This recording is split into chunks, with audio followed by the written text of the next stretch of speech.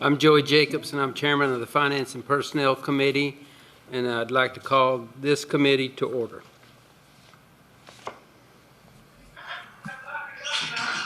James, would you mind taking care of the roll call? Yes. Trustee Baker? Here. Trustee Boyd? Here. Again, Trustee Boyd, because you are participating in this meeting electronically, in accordance with TCA 8-44-108C3, there are two questions that will need to be answered for the record. First, are you able to hear me and the other trustees clearly so that you can participate in this meeting? Yes, sir. Second, are there other individuals in your outside space with you? No, sir. The minutes will reflect that Trustee Boyd is able to hear those present in this room and that no one is present with him. Trustee Cottle. Present. Trustee DeLay. Here. Trustee Freeman. Here. Trustee Freeman, because you are participating in this meeting electronically, in accordance with TCA 8-44-108C3, there are two questions that will need to be answered for the record. First, are you able to hear me and other trustees clearly so that you can participate in this meeting? Yes, sir. Second, are there other persons in the room with you? No, sir. The minutes reflect that Trustee Freeman is able to hear those present in this room and that no one is present with him. Trustee Jacobs? Here. Trustee Smith? Here. Trustee Carboiak? Here. Trustee Wright? Here. Trustee James? Here. We have a quorum. Thank you very much, James. Before we begin the formal process of approving the minutes, I would just like to offer to all board members that if any time they have questions or would like more information from Alan and his team, please feel free to reach out to them, and he'll rush it right to you. But no, please use him as an education source. And if you need me to be with you, I'll be more than happy to be with you, but the Sunshine Law gets in the way of that. But Alan and his team do an outstanding job. They do a very good job communicating to the complexities of doing the budget and how it interfaces with the state's requirements.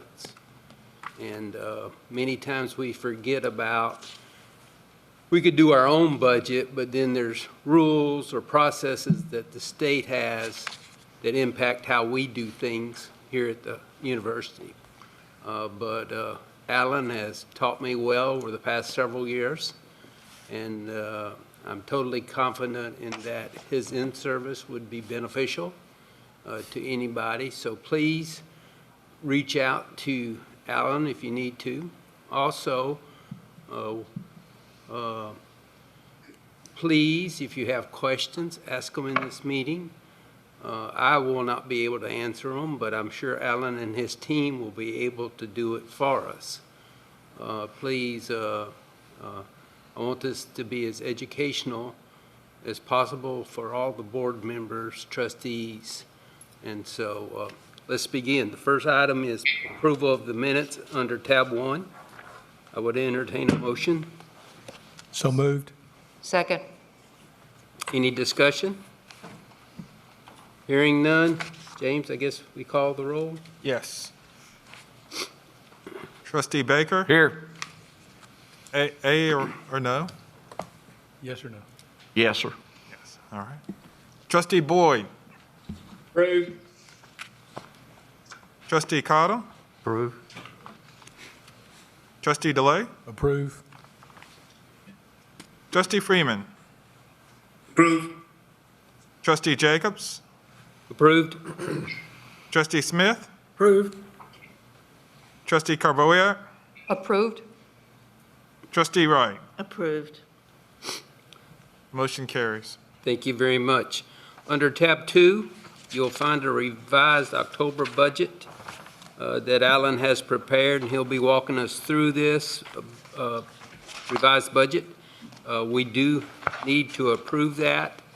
This is one of those things that, this is how you do it with the state, is after you've got some more information, you go back and put it in the budget so that it's accurate going forward. So Alan, if you'll take over.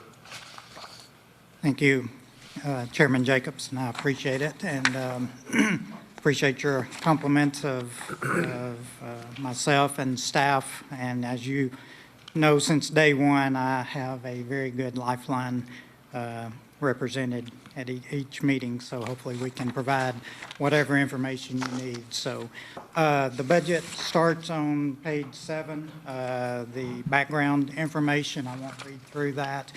And the schedules that follow. There's two of the larger items that occur in the October budget this year is and every year for this first one is we have now closed out the fiscal year 2021. So we bring those balances forward, and then we rebalance them or rebudget those into expenses for the current year.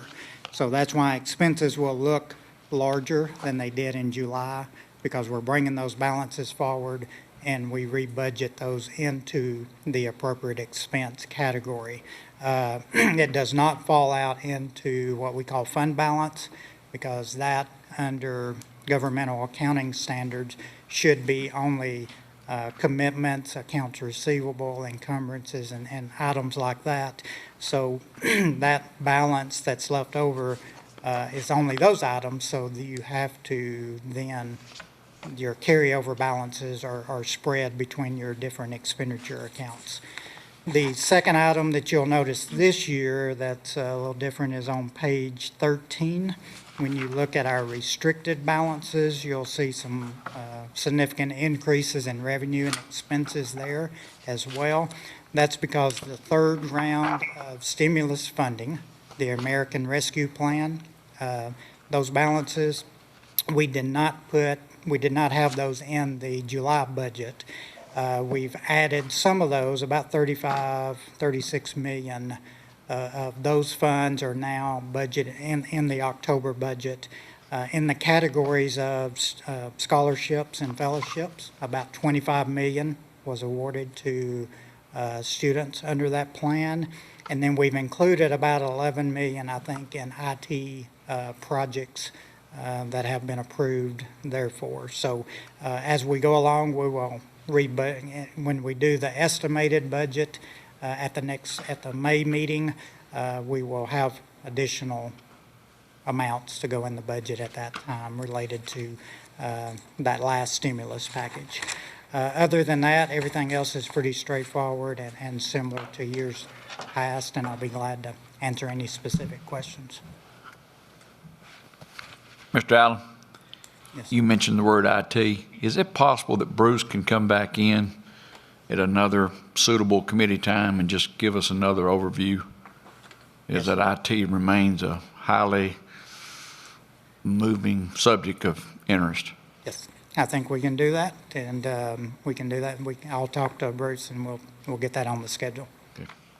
Definitely. Hearing no questions, we do need a motion to approve this revised budget. So moved. Second. Any more discussion? Hearing none. James, if you'll call the roll. Trustee Baker? Approve. Trustee Boyd? Can you repeat that, please, Trustee Boyd? Approve. Trustee Cottle? Approve. Trustee DeLay? Approve. Trustee Freeman? Approve. Trustee Jacobs? Approved? Trustee Smith? Approve. Trustee Carboyak? Approved. Trustee Wright? Approved. Motion carries. Thank you. Next on the agenda is Kathy Musselman. Once again, Kathy and her department do a great job and a lot of work, activity in that area. Kathy, thank you for being here, and thank you for bringing us up to date, okay? Thank you so much for your kind comments. Appreciate it very much. I just have a brief informational item for you today. In your board materials is information that we have updated our salary market data to 2021, using 2021 Coupa data. We have outlined the amounts that it would take for us to implement those changes.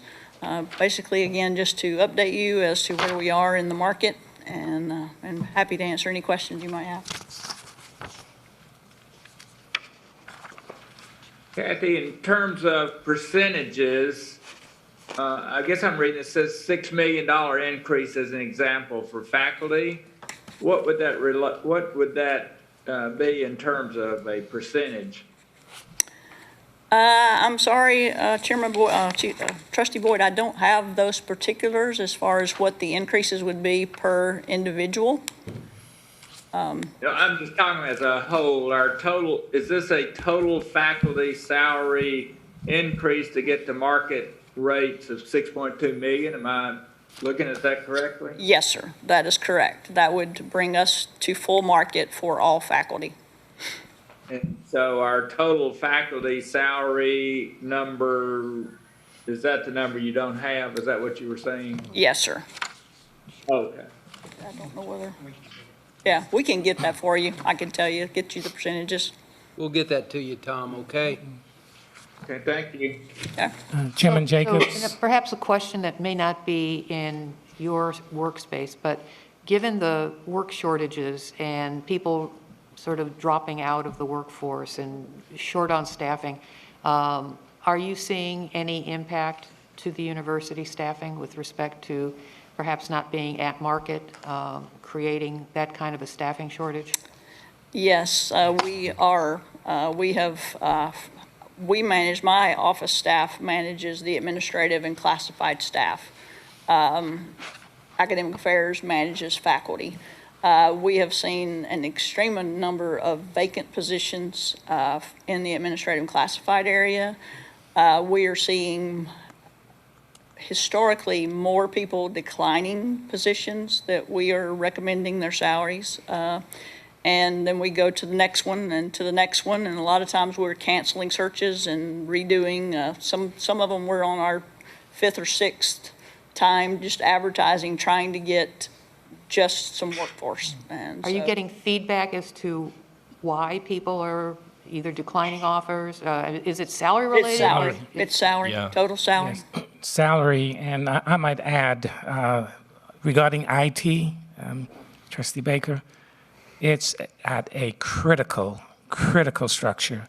And in fact, while I hate to do exceptions because it causes a salary compression, for a number of positions, we have to make that, but the majority of those positions, candidates turn us down.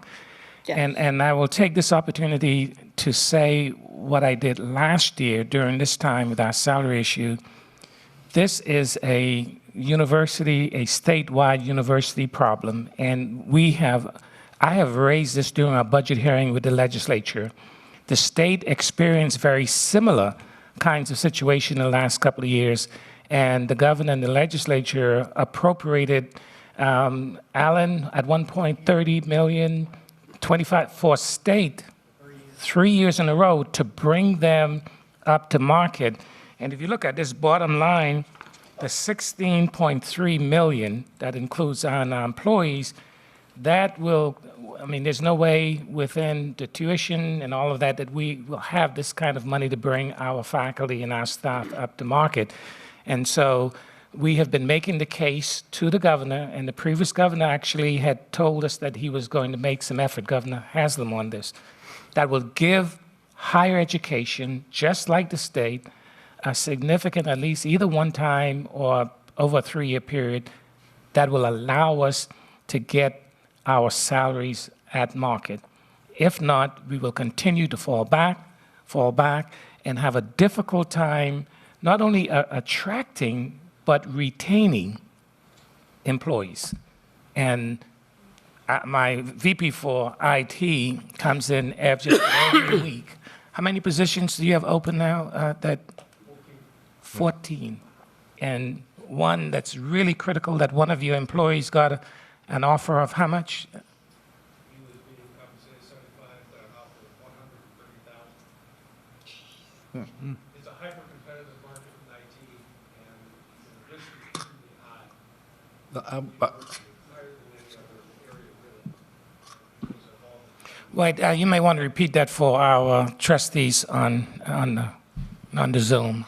Go ahead. Yeah, it's a hyper-competitive market for IT resources, and the risk is not the same balance across the university. The problem's the same. It's across the entire university as far as the salary problem, but the risk is extremely high in IT because of the dependence on it.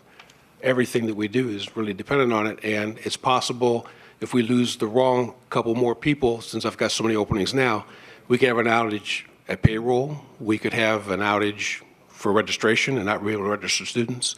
As a matter of fact, we had a 6-hour window outage because we lost a person that took care of something at fiscal year end. So the fiscal year end didn't happen for 6 hours. It was down for 6 while we figured it out because those people were gone. So it's not only the retention of the people, but the recruiting. We're having trouble recruiting. Very difficult. Yeah, Kathy, I would, and to Trustee Boyd's point, I wouldn't just look at faculty salary. I would look at, this is an existential issue for the whole university. Yeah. I would look at those percentages of the 16 million because, you know, you can't keep the university running without the administrative staff. You can't keep it running. And another thing that's exacerbating the issue here, I'm on several search committees right now, and I know that there's been a couple that failed. One thing that I'm hearing is housing in this area. At one time, it was a good thing for MTSU because we were in a very affordable part of the country. You know, our salaries could be a little lower. Some of our people could take a little bit lower salary because we could afford the houses. Today, you know what's happened in the housing market, and when people are applying for jobs here, they're looking at this going, first thing they do is Google and look online and see what houses are selling for, and they're going, I can't live there based on that. That's what I've heard that recently. So during our budget presentation in January, I plan to bring this up again to the Senate and Education budget committees and also the House Ways and Means.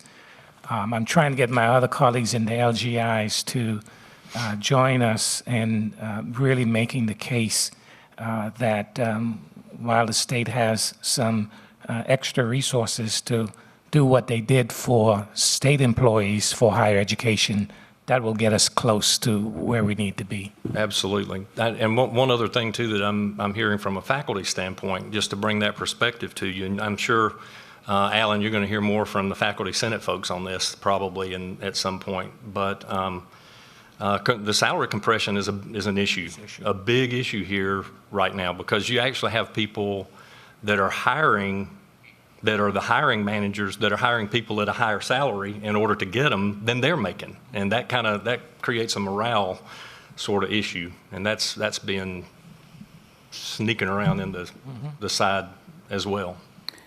Well, and I'll point out. So thank you for looking at this and looking into that Coupa data and trying to get us up to. I'll say for the admin and classified staff, the compression issue is great as well, because these numbers for admin and classified only give them credit for MTSU experience only. So when someone's coming off the street, they're hired using all experience, but when we apply market data, it only uses MTSU. And so again, these numbers are kind of low. If we were using all their relevant experience, it would be a whole lot more, so. When you give Trustee Boyd the numbers and give us the numbers on faculty, I agree with Trustee Cottle, but I'd like to see them separated. Yeah. Administration versus instruction, because nearly every other number I look at other places,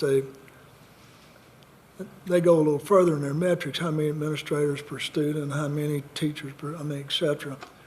We may as well see how we compare with other LGIs and that. I don't really want to know UT or Purdue. I mean, I just want to know the other LGIs for the first slice. We can get that. Thank you. Great job. Thank you. Thank you, Kathy.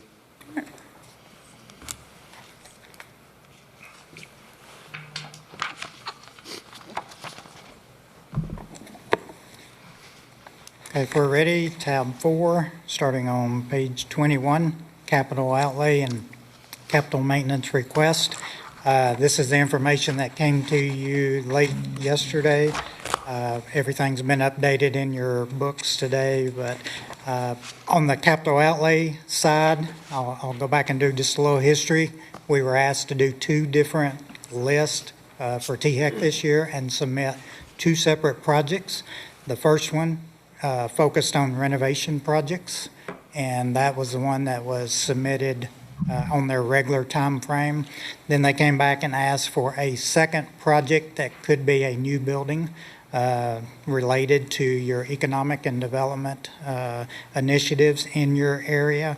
So our projects on the renovation project, we submitted a renovation of KOM, Kirksey Old Main, combined with Rutledge Hall. It was approximately $52 million, and it is ranked number 2 on THEC's priority capital list on that one. On the second list, which was the one requested by the state through THEC, our aerospace building ranked number 1 as the first. What rank was that? THEC, number 1. Oh, And how much? $62.2 million. So we were very pleased with both of those outcomes. As we've seen in the past, we've had been fortunate to rank in that first, second, third slot in several years. And in those years, except for the pandemic year, those would make it into the governor's budget and subsequently be approved by the legislature. So I think both of those projects are sitting very well where they're ranked. fantastic. On the capital maintenance, THEC gives us the number for that, and we submit a list of projects. So they are of course, they are going to recommend all of the capital maintenance projects, and that's their normal process. So the next indicator for capital maintenance will be the governor's budget.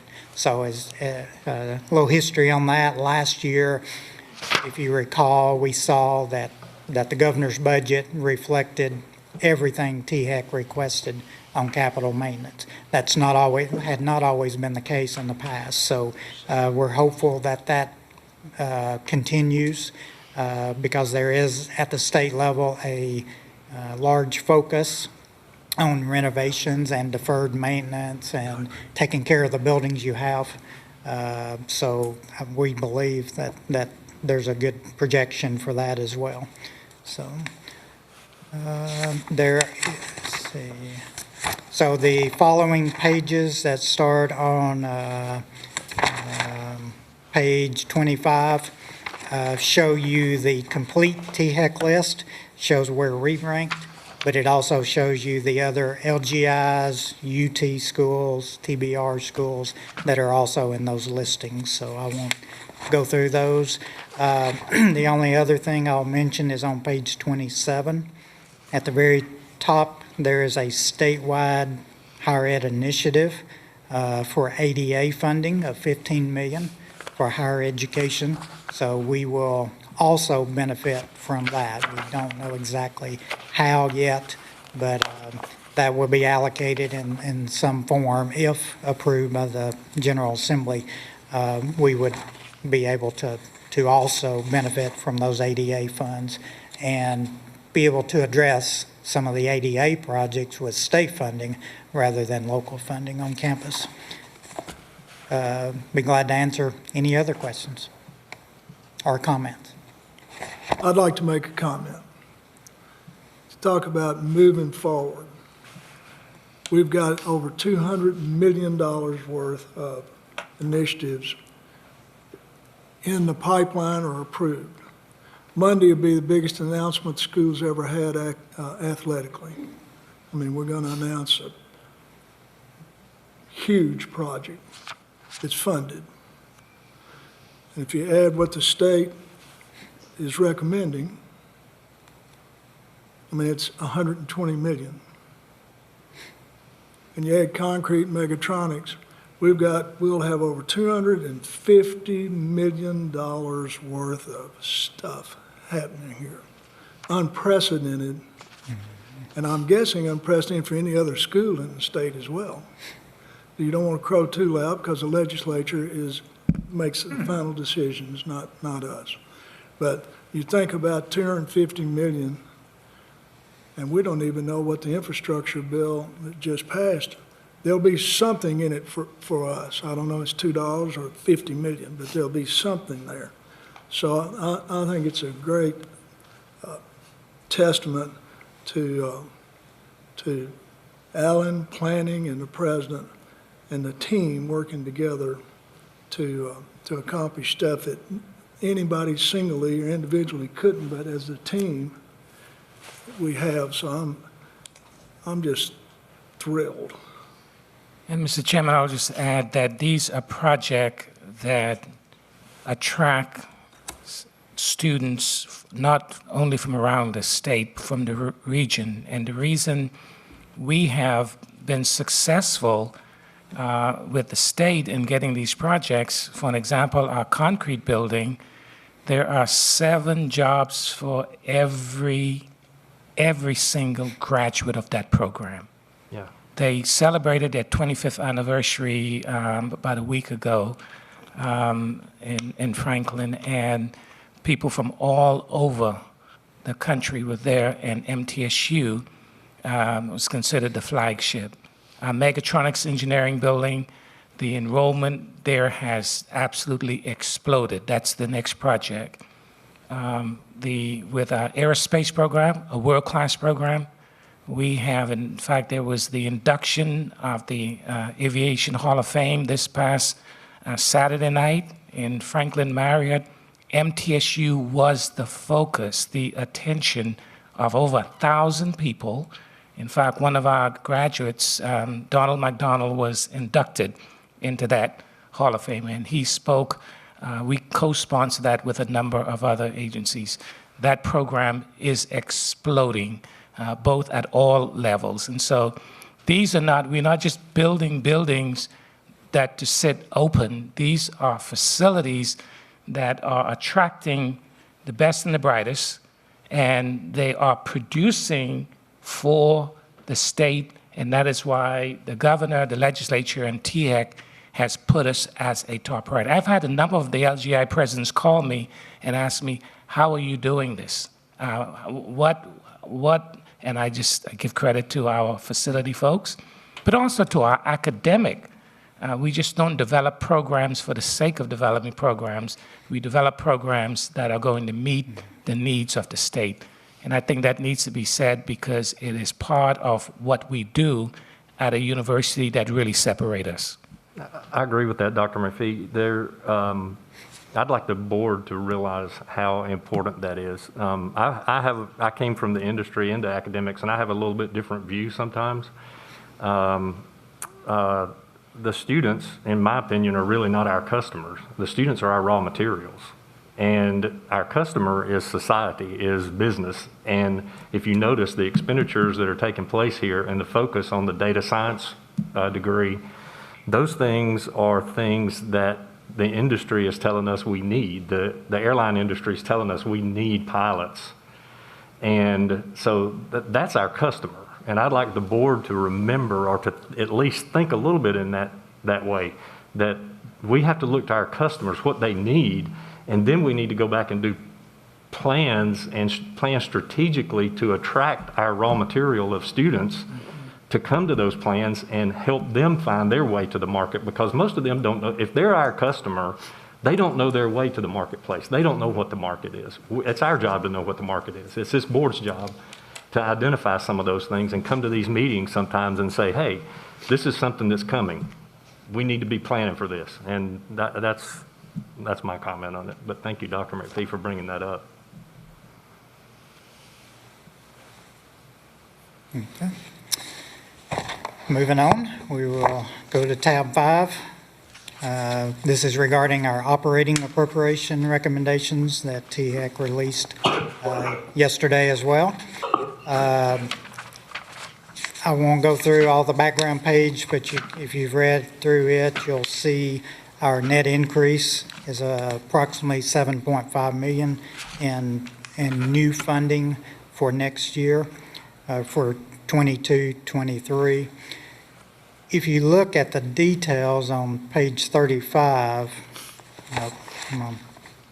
37, you will notice that in our outcomes formula, we are down about $600,000. Now, to put that in perspective, over the last 3 years, including last year, we were down $2.2 million, 1.6 the year before, 1.5 the year before.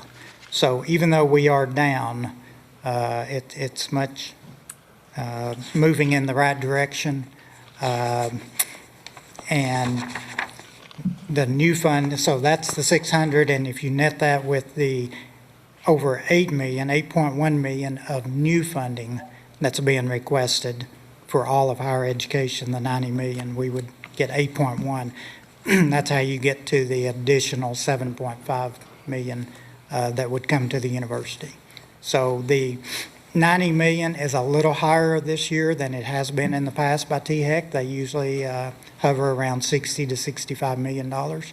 This year, they use the same formula when they start looking at appropriations, and the reason it is higher this year is part of that is looking at CPI, inflation, and the higher education inflation factor, HEPI, as well. So that's what's driven up their request to the state, which allows them to also keep a tuition range that is low. And that is, they're recommending this year that to be between 0 and 3%, which is pretty close to what they've done over the last 5 to 6 years.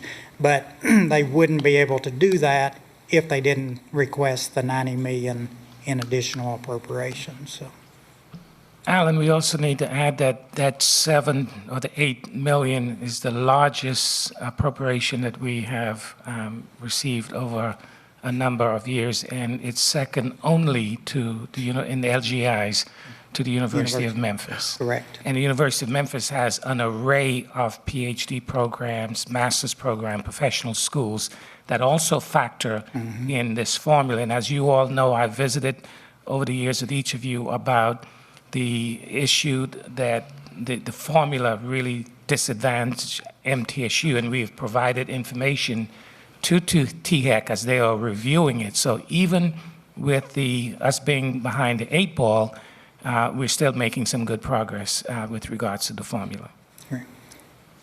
And as in years past, in the past 2 years, THEC in their recommendation does not put anything in for salary increase. So if the governor puts in 2%, 3%, 4%, whatever, then we would be funded, of course, at 60%, on top of the 7.5 million. So it would not be included in the 7.5. So based on what that number is, that will be added to it as well. So that was a question I had, Alan, is at the request of Finance and Administration, THEC did not include a salary component. Is that new, or does they do that every? They've done that for 2 years. I think Okay. this is the third year. Okay, so we're still subject to the 55% funding. So Right, right. I thought maybe if it moved into the governor's budget, it would be more Yeah. like if the governor says we're going to give 3%, they're going to fund the whole 3%. But no, so they're still only going to fund. Right. What I was trying to say, though, on the 7.5,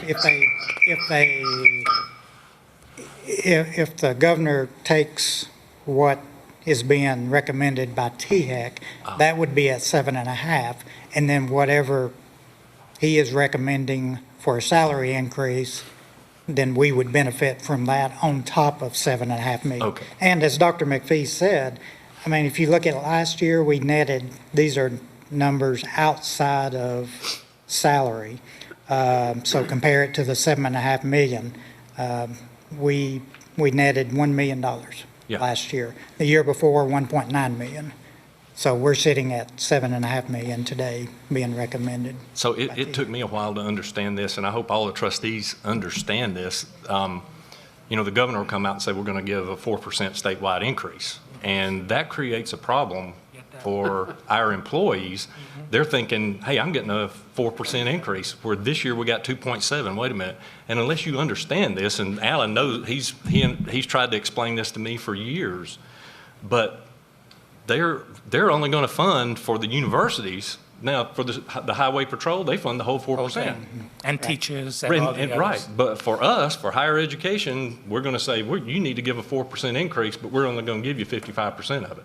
And the rationale for that they give is interesting, is that, well, higher education, you have the ability to raise tuition. You've got revenue. But then you turn around and they put a restriction on the percentage of tuition that you can raise. Yeah. That really put the squeeze on the institution. And that does create an issue for a lot of employees at the university. They're thinking the state's getting a 4% raise. Well, when was the last time, can you remember the last time that the university was actually had the ability? Because I know what's been going on recently. We don't have the money to do it.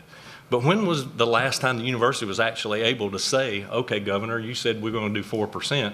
We'll do 4%, but we're going to have to put up our 45% of it. When were we able to do that? I think we've done that in years past. We have. I think so. Since I've been here yeah. in 10 years, I Right. know we've done it, but it's been a while. But we had to take away from, That's, it's a zero-sum game. Right. you've got to find, I just want the trustees to understand that the university has to go and find that money, right? And not that the governor's just giving us that 4%.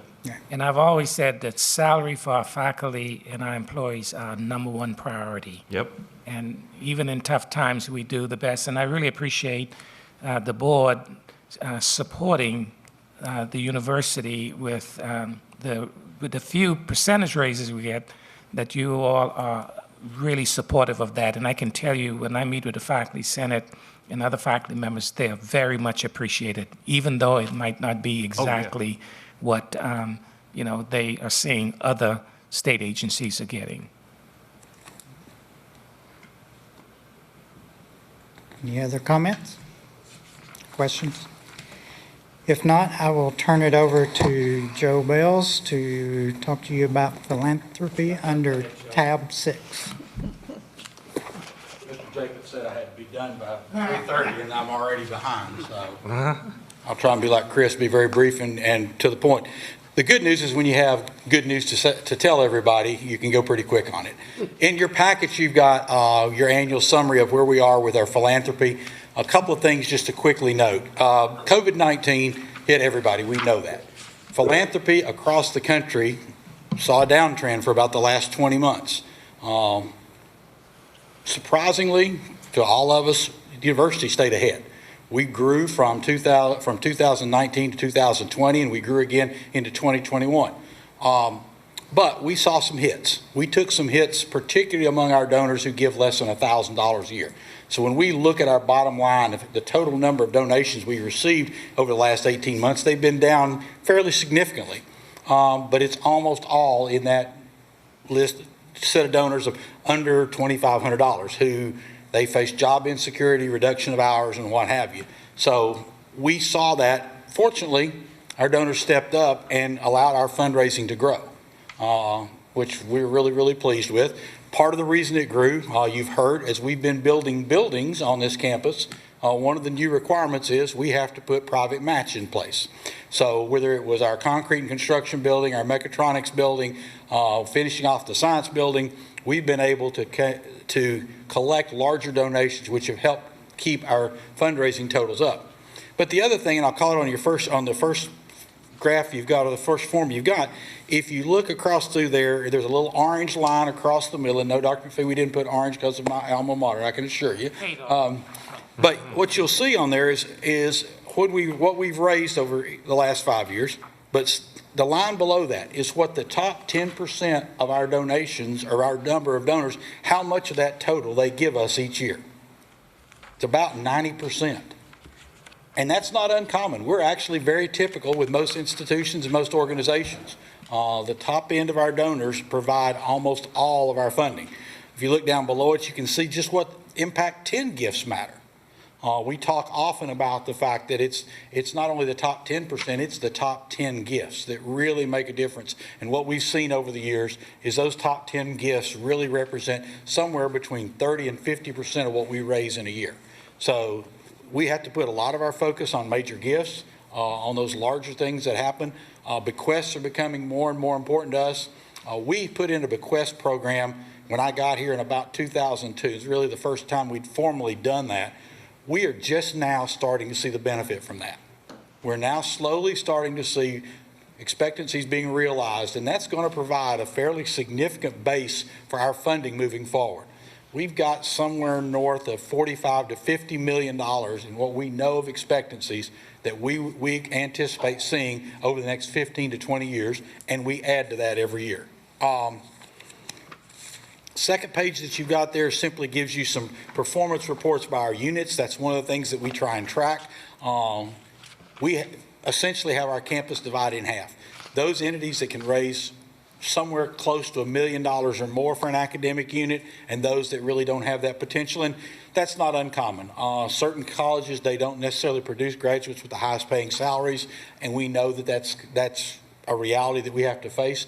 But that gives you some perspective, and you can see that almost all of our academic programs continue to grow in terms of the support that they get. So we feel good about that. The donors are responding to the fact that they can give to those programs that are most close to their heart. So Dr. Cottle can give to his program and doesn't have to give over to the business school.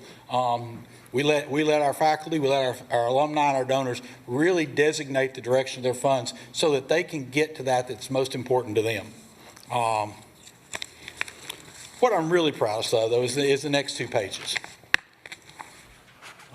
I mentioned to this board last year, we undertook something an extensive review of our endowment management a year ago, something that we're required to do by charter, and we went through with a very detailed analysis, got a great report back.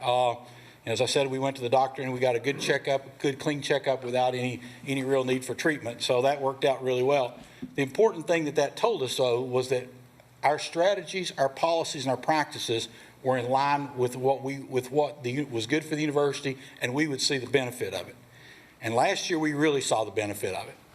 In a stock market that over 18 months has had some volatility, we saw for the last fiscal year that ended June 30th, almost a 32.5% return on our investment. That was unheard of. We were easily in the top quartile. If you go to the next page, you actually see that we were in the top 11% of all private universities, public universities, endowments that report the EFI report, which has total about 1,200 reporting agencies in there. So we really were able to see a great return on our endowment last year. That's providing a lot of resources, and going forward gives us a really strong base to move the university forward. One of the things that we're really pleased with is our total funds invested, and I think I've told this board this, we really have three pools of money that constitute the university's investment. Foundation controls the largest portion, and they manage that on their own.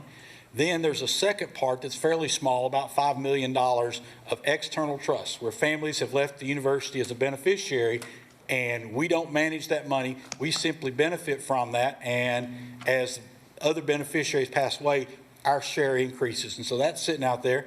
And the last piece is the State Chairs of Excellence program. So between those three combined, we've now got over $140 million in assets under management that benefit the university. So we're really, really pleased with that. We think that gives us a solid foundation. One of the things that is becoming more and more challenging, I know we've talked about this in the past, where we rank among our peers. We've typically been in the top quartile of public comprehensive universities in terms of our fundraising, how well we've done. Last year, the Council for Aid to Education that does that analysis came to the conclusion, and I think rightly so, that making those kind of comparisons, those broad category national comprehensive universities, was a little difficult, because within that category of about 130 institutions, you had schools that had hospitals, Some had FCS programs, some had FBS programs, some had professional schools, some didn't. Some had alumni populations as large as 400,000, others as small as 50,000. So they've taken away those national comparisons, and now what we can do is more closely evaluate ourselves with what we might consider more true peers. So we now take a look more closely at what happens in state, because the economy with a local population, as I think you all know, 70-something% of our alums live within 120 miles of this campus. So our fundraising and everything we do is heavily influenced by what's going on in Tennessee. But we can compare ourselves to those institutions that we feel like we are truly most alike. And we can do our own sort of analysis. We can pull off the fact, if we want to compare ourselves to East Tennessee State, what do they do from their general academics and separate their medical school? Because that's something they have. We compare very favorably to the peers that we've looked at. One of the things we're going to be looking at this year is really trying to, much like Academic Affairs has done, put together a set of what we might call aspirational peers, schools that we aspire to be like, as well as those that we're more practically aligned with. And hopefully by next year, we're going to be able to tell you how we're doing relative to that. So with that, Mr. Chairman, I'll conclude my report unless there are any questions. Question. Yes, sir. Item number 2, extended gifts, future gifts. You know what that dollar amount is of the $140 million? Well, the $140 million is what we actually have. That's what's invested in the three pools. That's everything in there. Pool number 2. Oh, pool much number is two. it? The trust, that's only about $5 million in the trust. It doesn't know. Yeah, we've really, that was typically more commonly set up in the 70s when families would set up a family trust, Right. name the university as a residual beneficiary. Now it tends to work the other way. They'll name us the final beneficiary, and a lot of times we end up having to manage it to pay the trust out. But that's about, I don't see that number growing quite a bit. I think we'll stay with that. Some that's changed a little bit as family trusts have sort of slid away a little bit. Donor-directed funds have taken over. That's created a little bit of a challenge because each year the donor has to come back in and reaffirm what they would like their funds directed to. I don't see a lot of growth in that over the next few years. I think so we're fairly solid. Second question. What is our total number of alumni at MTSU, college, state, normal, all the above? And then what is the percentage of alumni giving? Total number of alumni would be around 140,000 alums. Our alumni giving percentage last year was down. Typically, and we're kind of right on par with public institutions, and this may surprise you, we're at about 5%. For about 4 years ago, alumni giving across all of higher education, which included the privates and the schools like a Vanderbilt that's got 30-40% alumni participation. For the first time ever, alumni giving percentage across all of higher education fell below 10%. Nationally, it is about less than 9% of alums give to their alma mater across all institutions. Public comprehensives like MTSU, particularly one that historically has had a fairly large commuter population or a transfer population, tends to be a little lower. In our alumni mailings, what percentage of alumni of that 140,000 plus do we mail? Do we have active addresses? Do we really know? Yeah, the rule of thumb is if you can stay above 90% good addresses, Yeah. and we stay at about 93%. Okay. We do it. We're required 4 times a year to do an address check. In order to keep our not-for-profit rate of mailing, we have to go out 4 times a year, and there's 2 or 3 services that'll do it. They'll validate addresses for you. But with the average American moving once every 7 years, at any point in time, 1/7 of your population is in flux. So a big part of ours that we don't have are those students who they're transient at the moment. They've just gotten their degree. They're still maybe living at mom and dad's. They've lived in an apartment a short period of time. But we keep a fairly close tie on that. But at any point in time, we're going to be 92 to 93% valid addresses.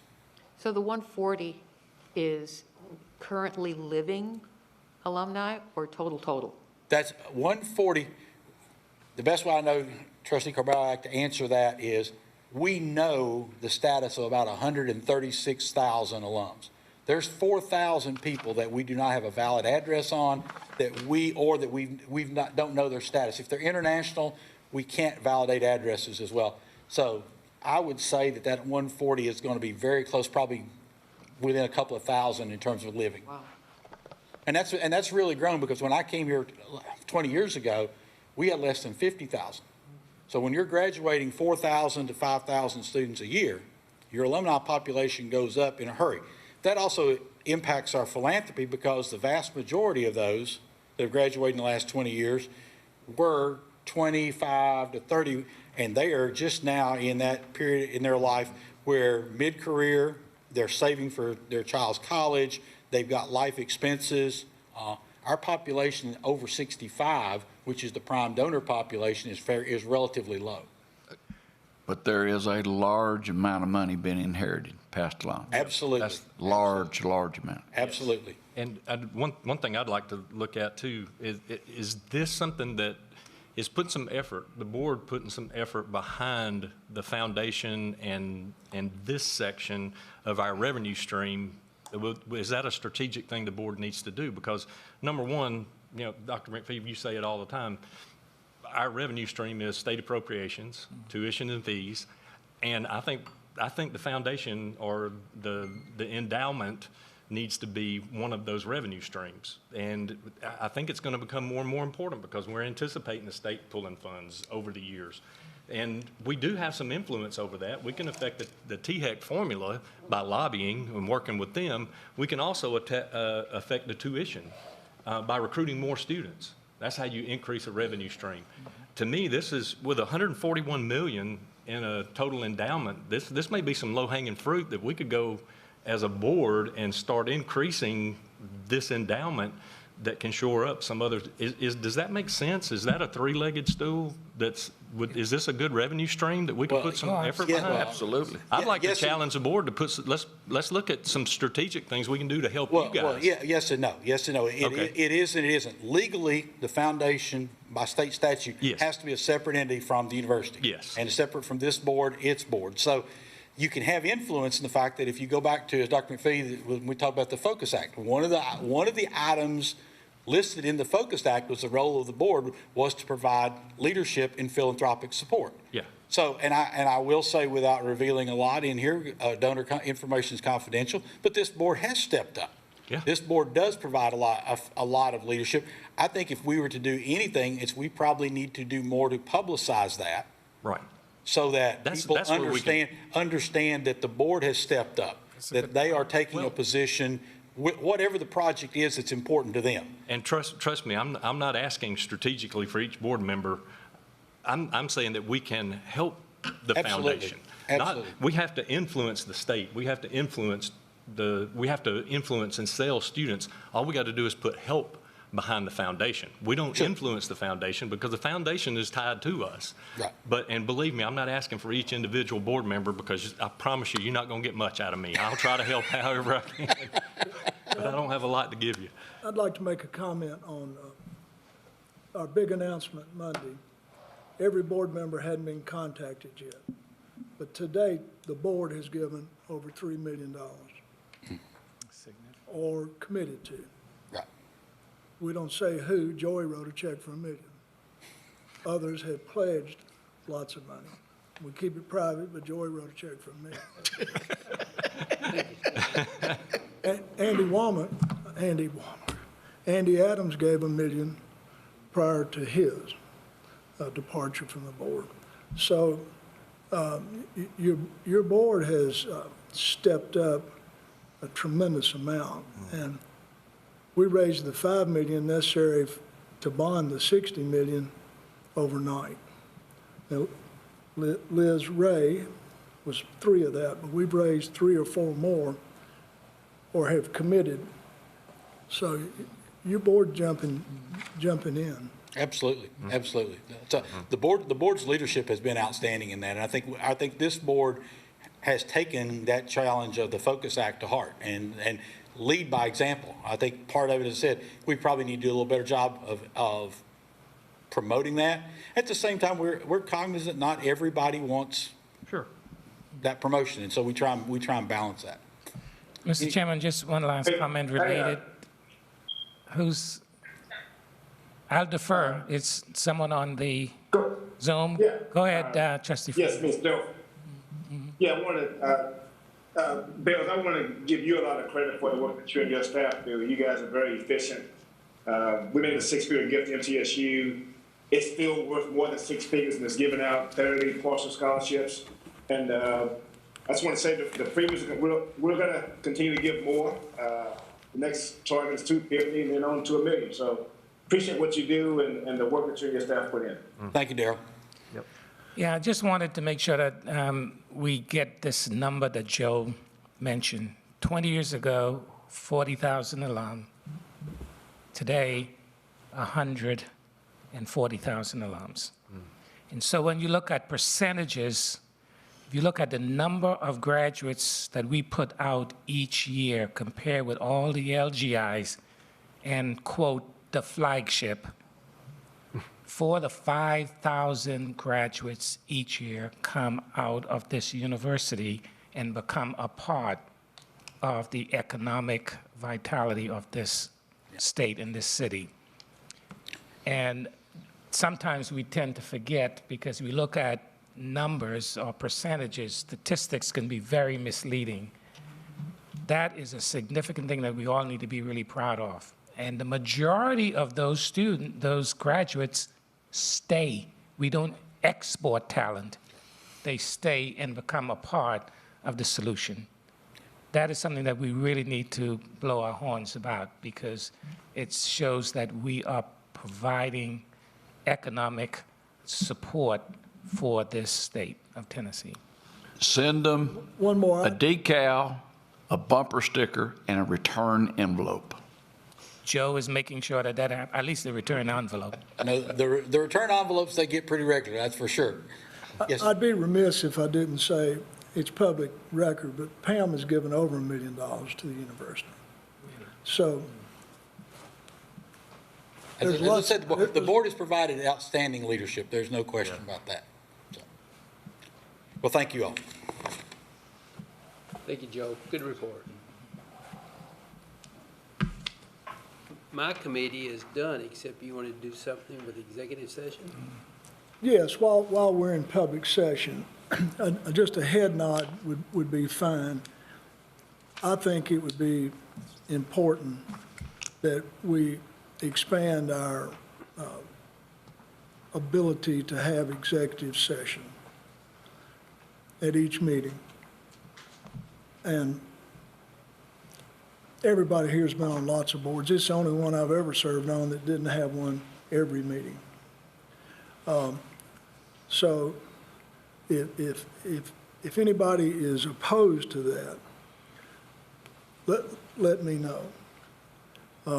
Because I think with a little work, we might could get that. It has to be carefully worded, it has to be narrow. I mean, Vice Chairman may have to do it, but it has to be carefully worded, but we don't want to work towards that if that's not what the board wants. No, I agree with you, Chairman. I've never sat on a board, even though they've been privately held company boards, where it has not been a regular course of business to have at the end of a board meeting an executive session. And frankly, a lot of it is done because you do have to have these conversations about topics that are strategic, that are forward-looking, and that you don't necessarily want to signal to others that this is an opportunity. But you also don't want to just willy-nilly put maybe every other third meeting or every fifth meeting have an executive session on the agenda, because then it signals that there is something happening. So the idea is you just regularly schedule it. It's always on the agenda. If it takes a minute, it takes a minute. If it takes 20 minutes or it takes an hour, then that's a difference. It doesn't matter because it's an executive session. So yes, I do support that concept. As do I. I would suggest that we have our general counsel look into that as it relates to the topics. the current public statute that's on. It's a very sensitive issue, and a lot of the difference between being on a private board and a public board is really significant. And I would hate for our board to get into an issue with regards to this matter. So Absolutely. I have no objections of this being explored, but before we go down that road, I certainly would like to have, because the legislation is pretty specific about that. Is that right, It is very James? clear and very limited Yeah. in the scope of engaging executive session under the Sunshine Act. And really, there are two components. One where it's established by statute is for the audit committee, whereby by statute, we can go into executive session, non-public session. The other matter that's been recognized by courts deals with, legal advice. So if the board needs advice on the matter, we can go into executive session so that there can be a open back and forth discussion of the matter pertaining to that legal advice. Beyond that, the Sunshine Law does not or has not allowed for executive session to be engaged where the meeting is closed. And that's one, aspect of Tennessee Sunshine Law is that it is very open. And as a public board, those are the parameters we have to operate under. But I will explore that further to ensure that my current analysis is up to date. The solution would be to get it changed to lobby. That's right. That would be the solution. Many in the legislature think there was an overreaction when the Sunshine Law was passed due to previous bad stuff. There wasn't any university boards when the Sunshine Law was passed. No. I mean, so it's my understanding that the university we compare ourselves to, it's not a LGI, they just go into executive session. I mean, whether it's the law or not. So we don't want to do that, but I'd like to get suggestions on narrow enough. Let's just say there's a piece of property that we ought to be looking at. There can be no board discussion on what we should pay for it. If there was, you give it up. Maybe we'd be in negotiation with any number of big items, but we can't talk about it. Because if we do, it's on the world. I think personnel especially, we can't talk about, we can't publicly talk about head of any program we've got. Unless we want to just call them in and let them hear about it too. So whatever we do, we got to do it fairly. There has to be some expediency because legislature will have come and gone before you know it, in the holidays or this, that, and the other. I think it's clear what we can't do. The session will be here late January. We have a lobby group. You have a president association. We had all them at one time, all there had a little bit of momentum started. I don't know what happened to momentum. I just encourage you to see what you can do to get a little bit of opening on the Sunshine Law to carry forward. There was progress started in conversation. Nobody ever did anything. Well, I encourage you to light the fire again. The only one that could without is University of Tennessee. Well, we can make that phone call again. That's all I have. Any other discussion for the Finance and Personnel Committee? Hearing none, meeting's adjourned. Thanks, sir. Let the record reflect that we are on agenda time. Oh, we are? 3:58. Oh, We're not on Joey's time.